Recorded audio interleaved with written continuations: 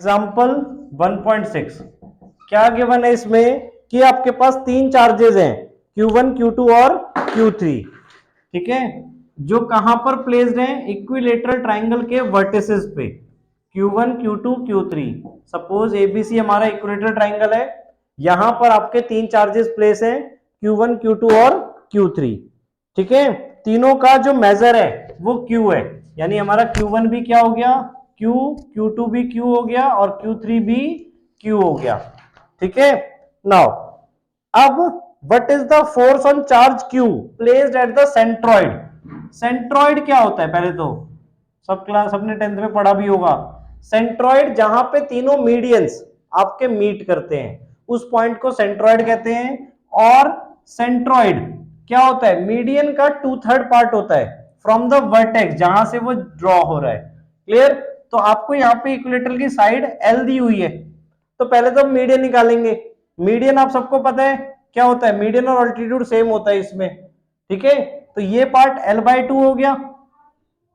अब इसको हम सॉल्व करेंगे पाइथागोरस थ्योरम से। AD की लेंथ निकाल रहे हैं, तो under root L² minus L/2 का होल स्क्वायर, तो क्या आ जाएगा ये under root L² minus L² by 4, that is 4L² minus L² 3L² by 4, ठीक है, यानी कि √3/2L। यहां तक क्लियर हुआ बेटा। ये आपका आ गया क्या, AD की लेंथ, ठीक है।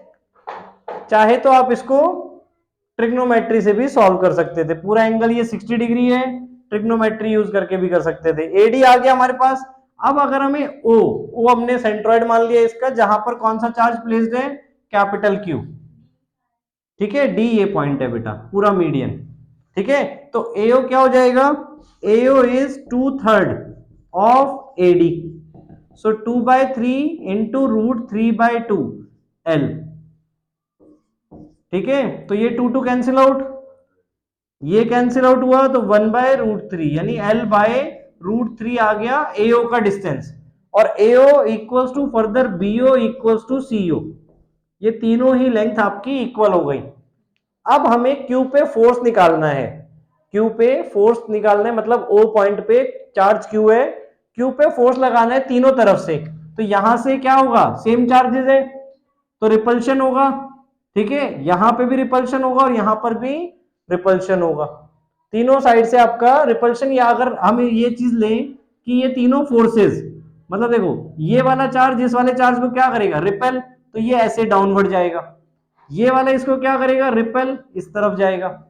ये वाला इसको रिपेल कर रहा है तो ये इस तरफ जा रहे हैं। F1 इधर हो गई, या FA, FB और FC, ये पॉइंट क्लियर हुआ। FA A से जो फोर्स लग रहा है, FB जो B से फोर्स लग रहा है, और FC C से जो फोर्स लग रहा है। अब 1 बाय 1 तीनों फोर्सेस को हमें निकालना है। सो FA क्या है हमारा, force on Q due to A, so K Q1 Q2 by R²। Q1 क्या हो गया हमारा स्मॉल q, Q2 क्या हो गया कैपिटल Q, R² L/√3, तो L/√3 का स्क्वायर करेंगे तो L² और 3 ऊपर चला गया √3 का स्क्वायर, ठीक है। और इसकी डायरेक्शन क्या है, टुवर्ड्स AD वेक्टर, तो AD यूनिट कैप लगा दिया हमने। क्लियर, या नेगेटिव y एक्सिस भी हम बोल सकते हैं।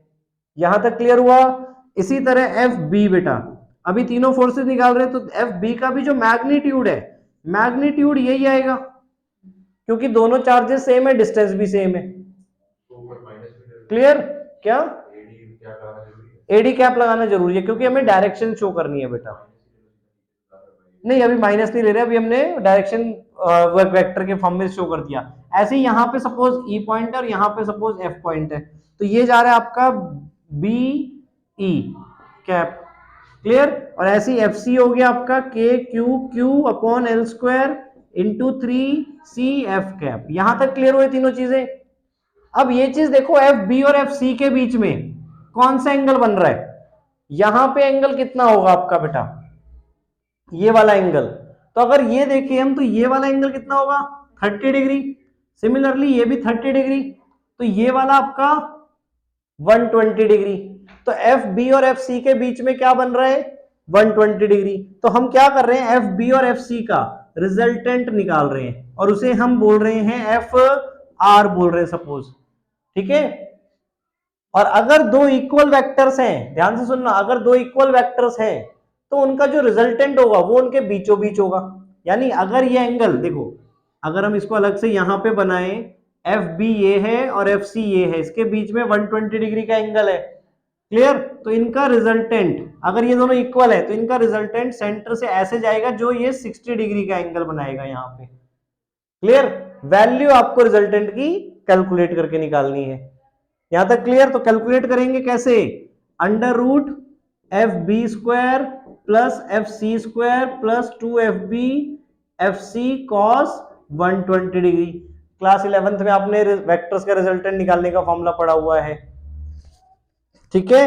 सो दोनों की वैल्यू सेम है, तो एफ बी और एफ सी मैग्नीट्यूड में बेटा, ठीक है, मैग्नीट्यूड में इवन आपके तीनों ही सेम है, क्लियर। तो हम दोनों को एफ से रिप्रेजेंट कर रहे हैं, ठीक है, हमने मैग्नीट्यूड तीनों का इक्वल है तो एफ मान लिया।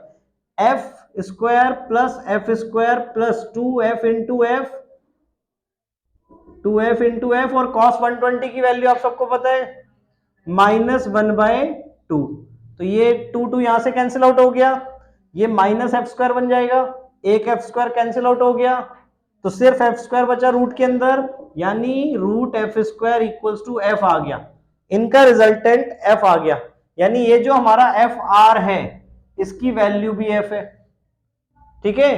अब ये देखो ध्यान से, जो एफ ए था वो इसके वर्टिकली अपोजिट है और उसकी वैल्यू भी क्या है एफ थी मैग्नीट्यूड में।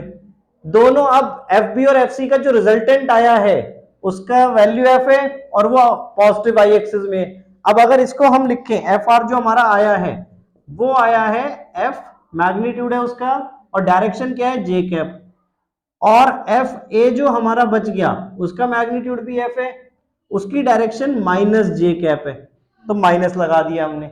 अब इन दोनों का फाइनल फोर्स अगर हम बोले तो वो कितना आ जाएगा 0, जे कैप, यानी कि फाइनली 0 आ गया। यानी तीनों फोर्सेस का सम यहां पे टोटल क्या बन रहा है 0, क्लियर हो गया।